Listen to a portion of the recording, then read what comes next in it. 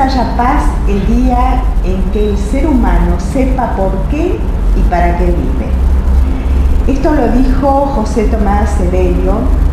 Él ya no está con nosotros, pero sí dejó alumnos que armaron una fundación y que siguen trabajando desde la antropología energética. ¿De qué se trata esto? En un ratito vamos a enterarnos porque Tomás está con nosotros y nos va a enseñar un poco cómo funciona esto. Pero antes me gustaría contarles que José Tomás Severio dejó muchos libros. Uno de los libros son Las leyes de la evolución creadora y el otro Las leyes de la evolución creadora número 2, volumen 2, que es antropología energética, y vamos a saber de qué se trata. Gracias, Tomás, por venir, gracias por elegirnos. Él va a estar con nosotros dando una serie de conferencias. ¿Y qué es? Empecemos por el ABC. ¿Qué es la antropología energética? Bueno, ante todo, muchas gracias por estar acá. En nombre de la Fundación José Tomás Severio, quiero agradecerte, Lucía, por poder explicar un poquito todo lo que nosotros enseñamos, que es el legado del profesor José Tomás Severio. La antropología energética, que es la obra de este ser excepcional, es la explicación de todos los elementos que tiene el ser humano para que él sepa cómo evolucionar. Es que el ser humano sepa lo que el Creador le da como herramienta para evolucionar. El resultado de todo esto en el ser humano, esta es una ley inamovible para todas las especies, y el resultado de todo esto en el ser humano es la sabiduría, si es que sabe sumar. Y el arma más importante que tiene el hombre para esto es la moral. Nos dice el profesor Severio, decía el profesor Severio, que no puede ser que el ser humano siga repitiendo hoy en día lo que fue escrito desde el principio de las escrituras. El hombre tiene que saber cómo está constituido todo lo que existe y cuál es la finalidad de todo lo que existe. De modo que eso fue lo que guió desde joven al profesor Severio en sus estudios, porque él quería saber qué era el hombre. Digamos, él se preguntaba lo mismo que se pregunta a todo joven: ¿quién soy yo? ¿Qué es todo esto? ¿Qué es el mundo? ¿Qué es la vida? ¿Para qué vivo? ¿No?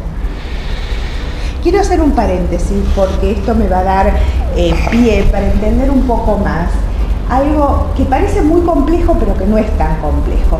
¿Cómo llegaste vos a esto? Porque en general todos nos preguntamos ¿para qué vinimos a este mundo y cuál es nuestra misión? Que hay un poco el despertar, ¿no? ¿Qué te pasó a vos? Bueno, yo estaba en una búsqueda, como decía, de alguien que me explicara estas mismas preguntas. Y bueno, yo leí autores, y la verdad que después de algunos años no estaba satisfecho. Y después de buscar y buscar, finalmente dije, bueno, evidentemente nadie me puede explicar lo que yo quiero saber. Y en un momento dado, de descanso, saqué un libro, que era este libro naranja, Las leyes de la evolución creadora. Lo empecé a ojear como para ojear un libro, para pasar el libro, tenía que hacer tiempo. ¿En una biblioteca? ¿En una librería? En el lugar donde yo trabajaba había una biblioteca. Ajá. Lo que encontré ahí me sorprendió profundamente, me dejó asombradísimo, porque lo que yo vi fue una escala ascendente de todos los animales. Desde el animal más insignificante, como puede ser un sapito, ¿no?, hasta los animales superiores, y de allí al hombre. Y yo de chico, ese fue un tema que siempre me fascinó, porque yo viví en la naturaleza, viví en el medio del campo, entre árboles, y me gustaban los animales. Entonces, cuando vi esto, dije, el que escribió esto sabe perfectamente de lo que está hablando. Bueno, fue una sorpresa total. Vi eso, y otro tema que me impresionó fueron los bloqueos, que estaban explicados muy bien acá. Entonces empecé a buscar la Fundación Severio, y no me fue fácil encontrarla, pero cuando la encontré, me sucedió que, bueno, me invitaron a hacer otra cosa, que es la gimnasia energética. Entonces me olvidé un poco de la antropología que me había llevado hasta ahí y me puse a hacer la gimnasia energética. Digamos, nosotros teníamos experiencia con mi señora de haber hecho trabajos personales, ¿no? Pero al primer mes de hacer la gimnasia energética me resultó tan impactante que le dije: Ana, vení acá, haz esto, porque no sé lo que es, pero tenés que hacerlo porque es muy importante, es bárbaro. Bueno, así fue que hice lo que en ese momento era el curso de 3 años de gimnasia energética. y realmente los resultados no se pueden comparar con nada, por lo menos de lo que yo conozca. Vamos a hablar de la gimnasia energética. La gimnasia energética es un sistema que creó el profesor Severio de desbloqueo y de llevar la frecuencia mental y biológica a un nivel de mayor frecuencia, digamos, ¿no? Esto se produce por la conjunción de la música con las energías del ser humano. Vamos a mostrar acá, por ejemplo, esta lámina. Acá tenemos lo que el profesor Severio nos muestra, qué son las energías del ser humano. En esta lámina vemos dos, que son la energía yoica y la energía perisomática, que es esta energía celeste que en realidad rodea pero está por dentro del cuerpo. En esta otra lámina vemos lo que es la energía somática, que es la energía que da vida y unidad a una biología. Estas energías funcionan en todos los seres vivos. Por ejemplo, acá tenemos un ejemplo en una llama, ¿no? El profesor Severio en sus estudios quiso estudiar las energías del hombre en primer lugar, y esto fue lo que descubrió. Pero además de estudiar las energías del hombre, él quiso saber de dónde venían, cuál era el origen de esas energías, cuál era el origen de la energía yoica, de dónde venía esa energía perisomática, de dónde venía la energía somática. Entonces tuvo que estudiar toda la naturaleza, todas las especies animales, digamos, desde el hombre para abajo hasta llegar todas las especies marinas, no hablemos solo... Estás hablando de seres vivos. Todos los animales, sí, incluso los árboles, porque los árboles también tienen su estructura energética. Esta labor, como ustedes ven, es una labor muy, muy grande. Llevó al profesor Severio 70 años, pero de un estudio, era una persona que no se cansaba nunca, digamos, tenía una vitalidad excepcional. El método del profesor Severio fue, él veía y estudiaba luego lo que él veía, pero lo estudiaba desde la ciencia. Él siempre quiso basarse en la ciencia. Ahora, ¿por qué no nos contás un poco quién fue? Sí. Y cómo se formó, porque esto es interesante para darnos una idea después nos metemos en la técnica. Sí, por supuesto. Bueno, el profesor Severio desde chico tuvo condiciones excepcionales, pero a los 22 años él dijo, bueno, yo quiero empezar a descubrir qué es el hombre, ¿no? Como decíamos antes. Y empezó a estudiar. Viajó por muchísimos países. En principio viajó por Argentina, viajó a Bolivia, viajó a Perú, viajó al sur de Chile, recorrió toda Sudamérica para estudiar lo que él necesitaba. Pero también estuvo en Alemania, estuvo en Israel, estuvo en Egipto, estuvo en la India y en Canadá. En todos esos lugares hizo sus estudios. Les cuento esto para ver que realmente la vida del profesor Severio fue muy activa. Y en cada cosa que él iba descubriendo, cuando él necesitaba, iba estudiando aquellos elementos que la ciencia le aportaba. Por ejemplo, él era doctor en filosofía, pero tuvo que estudiar matemáticas, tuvo que estudiar física, tuvo que estudiar medicina, hasta que él veía que eso ya le servía para explicar. Todos estos libros están explicados en términos de física, en términos de geometría. Y en términos de conocimientos biológicos importantes. Quiere decir que tuvo que de alguna manera legalizar sus dones para poder transmitir a dos humanidades muy difíciles que ahora recién se están fusionando, que es toda la humanidad espiritual y energética con la científica. Sí, en realidad el profesor Severio, fue un ser humano excepcional. Realmente lo que el profesor Severio hizo una ciencia que se llama antropología energética, pero esta ciencia, a diferencia de la física, por ejemplo, o la biología, estudia y explica los movimientos de los seres vivientes, pero desde adentro. A diferencia de lo que puede ser, por ejemplo, si yo quiero ver cómo funciona, digamos, una ley de fuerza y quiero estudiar el rebote de una pelota contra la pared, eso la física me lo explica perfectamente, por medio de vectores, pero el profesor Severio quería explicar cuál era el movimiento, digamos, interno de las cosas, ¿no? de los seres vivientes. Y así tenemos estos cuadros, tenemos todo esto que son dibujos, está explicado desde el punto de vista geométrico, está explicado desde el punto de vista biológico y está explicado desde el punto de vista de las energías que lo constituyen. Ahora bien, el profesor Severio nos explica esto, pero además nos dice que el hombre es un creador, que el hombre tiene un porqué y un para qué en la vida. Ese porqué y para qué es la utilización de estas energías que él nos muestra. ¿Y cómo? Evolucionando. Toda la naturaleza va en un camino de evolución. El sentido de la evolución darwiniana es la evolución de las biologías, de los cuerpos. Para nada está en oposición a lo de Severiano. El sentido de la evolución del profesor Severio es que toda la naturaleza evoluciona en un sentido de ir adquiriendo mayor valor vibracional. Por eso todas las especies van a confluir finalmente en las especies superiores, que son 4, y luego ese yo va a pasar al ser humano. ¿Cuáles son las especies superiores? Las especies superiores son el elefante, el león, ciertas razas de caballo y ciertas razas de perro. Esas 4 especies, si tienen una vida, digamos, completa, si no los matan de chicos, ese yo luego va a pasar a un ser humano primitivo.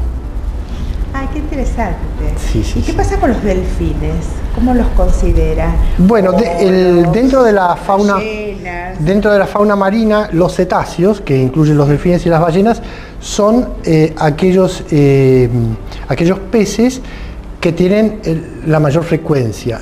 Luego de un delfín o de una ballena, ya la parte yoica, que se llama ese cúmulo marino, digamos, pasa a un ser terrestre, ¿no? A un animal terrestre. En realidad es un poquito más complejo que lo que estoy diciendo, pero la parte marina está incluida en la evolución de todos los seres vivientes. Respetar un poco la teoría de Darwin, entonces, ¿no? Porque la evolución va pasando desde... Ahora, fíjate que voy a hacer un paréntesis que no tiene nada que ver con la fundación y algo que tiene que ver con una experiencia mía personal. Yo tuve la oportunidad de viajar y de conocer la universidad donde trabajó Darwin y de ver el lugar, cómo lo programó esta isla maravillosa que queda en Ecuador, que es Galápagos, sí. Y cómo respetan a los animales, que esto me pareció genial, porque no les... Por ejemplo, Galápagos son distintas islas, ¿no? Y todos los animales están sueltos, incluso los animales marinos. Están con la gente, se está bañando y vos ves una foca que está al lado, danzando al lado tuyo. Entonces hay como una integración de amor tan impresionante. Bueno, sí. Tan impresionante, que yo lo quiero agregar un poco a esto que ustedes están estudiando, porque realmente nosotros, viviendo en América, hablo de América, no respetamos nada a los animales. Una de las cosas, por ejemplo, que el profesor Severio estudió es, además de los animales, las plantas, ¿no? La importancia de las plantas y por qué. Pero todo el mundo le gustan las plantas. ¿Pero por qué? ¿Qué tienen las plantas que beneficia al hombre, ¿no? Eso es uno de los estudios que hizo el profesor Severio. Y sí, las plantas tienen ciertas células que son la síntesis de la elaboración de un árbol, ¿no? Y cuando el árbol drena eso, algunos árboles son muy importantes para el ser humano, para esta vida y para el futuro, ¿no? Por ejemplo, el profesor Severio nos dice que el símil de la humanidad actual es el pino. Pero hay árboles mucho más importantes que el pino, ¿no? Por ejemplo, un roble, un cedro, en fin, hay muchísimos, ¿no? Un almendro, un cerezo, todos los árboles medicinales, ¿no? La importancia, él estudió mucho eso. Bueno, y otro tema que el profesor Severio estudió muy, muy profundamente es la música, y en la relación de la música con las energías que yo mostraba antes, la relación de la música con las energías corpóreas, ¿Cómo interactúan entre ambos? El profesor Severio estableció valores de frecuencia para cada zona corpórea e incorpórea del ser humano y estableció frecuencias para las energías musicales. Entonces, trabajando la música tiene, como ven acá, un tren de onda, perdón, lo voy a dejar quietito. La música tiene acá un tren de onda y entre tren de onda y tren de ondas hay una parte de energía atmosférica. Esa atmósfera, esa energía atmosférica va a absorber la música de ambos trenes de onda y va a llegar al cuerpo de la persona que está trabajando, por ejemplo, en este caso, un bloqueo en la zona cardíaca. Entonces, esta música está preparada con una frecuencia afín a la zona a trabajar. Y en un trabajo de 2 años, porque los bloqueos no es algo sencillo de eliminar, entonces en un trabajo de 2 años, poco a poco, se va absorbiendo esa frecuencia musical y el bloqueo llega a tener la frecuencia de la música, con lo cual desaparece como bloqueo por un trabajo... un bloqueo físico. Los bloqueos son energéticos, pero afectan a los órganos físicos, claro, después o afectan también a las estructuras energéticas. En cualquier caso, un bloqueo es una desarmonía, porque lo que producen los bloqueos es lo siguiente, digamos, el órgano cuando no puede trabajar armónicamente, la parte mental corre a ayudarla, el hombre no sabe eso, entonces deja de usar su parte mental para los fines altos y los usa en algo que no corresponde.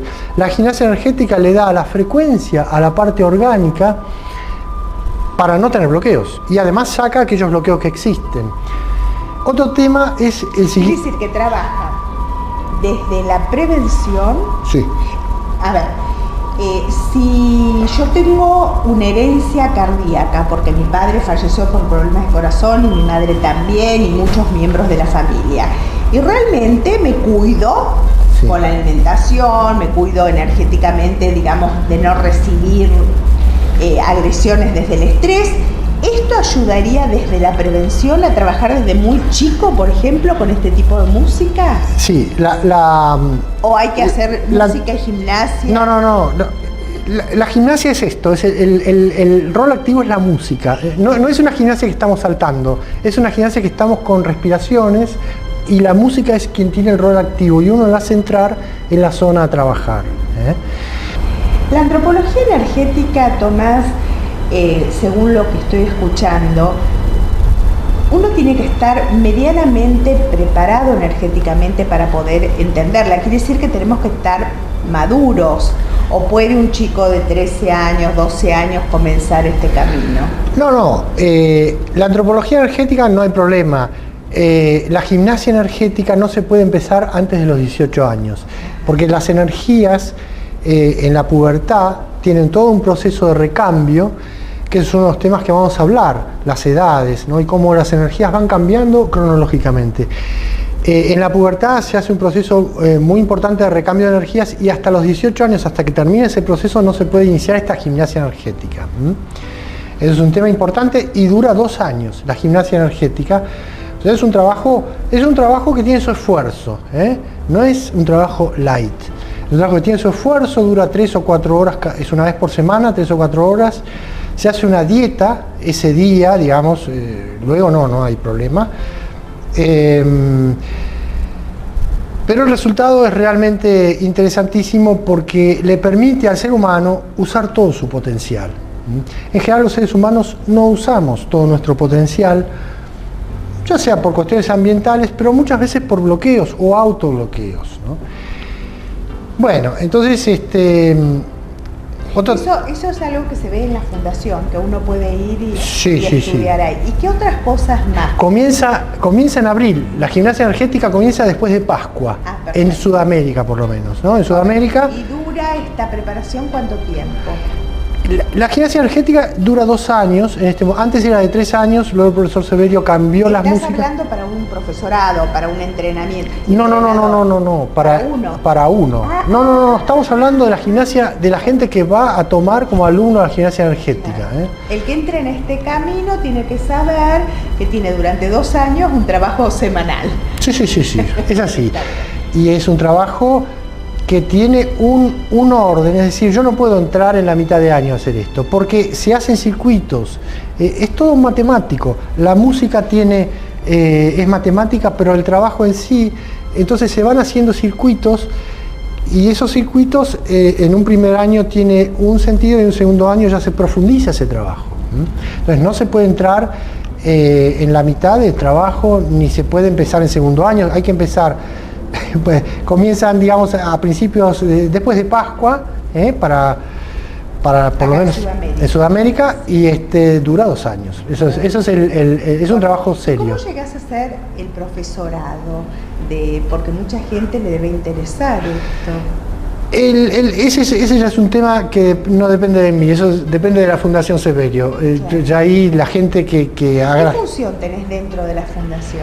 No, yo soy un estudiante de antropología energética. Como dije, me ha fascinado este estudio, me ha dado las respuestas que buscaba realmente como necesidad. Entonces, como necesidad la busqué, y lo que encontré fue mucho más que lo que yo busqué. Claro, eso quiere decir. Uno tiene pasión por lo que le No, gusta, lo que sí me he propuesto, porque eso sí es alguien que no es una función, pero sí me propongo, digamos, difundir la antropología energética, porque está muy poco difundida y creo que es algo tan importante que merece, además, el ser humano lo necesita.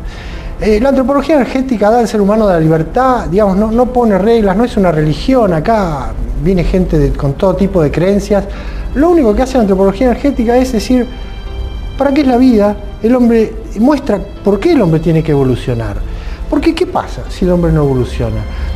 Cronológicamente, digamos, hay etapas en la vida del hombre que los psicólogos ya lo conocen. Por ejemplo, la crisis de los 40 años, ¿no?